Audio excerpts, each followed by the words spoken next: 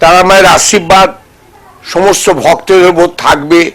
এবার আমি শনির 7.5 নিয়ে আলোচনায় বসব। দেখো, আমরা জানি 3টে রাশির ওপর শনির 7.5 চলছিল, ধনু, মকর, কুম্ভ। বর্তমানে এই শনির 7.5-তে কি হতে পারে? শনির 7.5 7.5 বছর মানুষকে নানা রকম ভাবে ডিস্টার্বেন্স করে। এই শনির 7.5-তে কর্মস্থল বাধা দেয়। শনির 7.5-তে কাজ কর্ম নানাবিধ আইনগত অবধি সমস্যা নিয়ে আসে। শনির 7.5-তে আমরা দেখতে পেয়েছি বাড়ির কোনো ব্যক্তিও মারা যায়। তাই এই শনির 7.5-কে নিয়ে আমরা অনেক কিছু চিন্তা করে দেখলাম যে এই শনির 7.5 থেকে বাঁচতে গেলে কি করা যায়।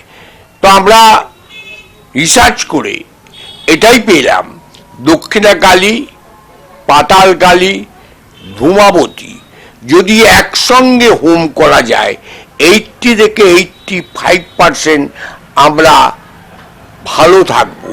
শনির 7.5 কবল থেকে আমরা বাঁচতে পারবো। শনির 7.5-তে কপালে কোনো তিলক দিলে হবে না। শনির 7.5-তে আমরা নীলা বলি। 3 রকম নীলা আছে, ইন্দ্রনীল নীলা, অপরাজিতা নীলা, রক্তবকের নীলা, আর একটা নীলা হচ্ছে পীতাম্বরী নীলা।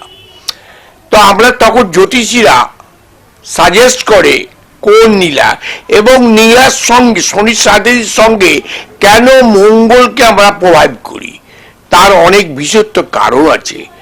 এই নিয়ে যখন আমরা কালচার করছি তখন আমরা শনি সম্বন্ধে অনেক কিছু জানতে পারবো।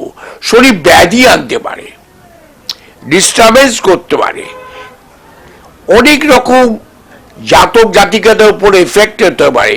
এবং এই শনির 7.5-তে আমি দেখেছি ডিভোর্সেরও যোগ দেখেছি। এই কবল থেকে বাঁচতে গেলে যদি আমরা খুব ভালো তন্ত্র সাধনার মাধ্যম দিয়ে যদি কাজ করতে পারি তাহলে শনির 7.5-এর পাওয়ারটা অনেকটা কমিয়ে দেব।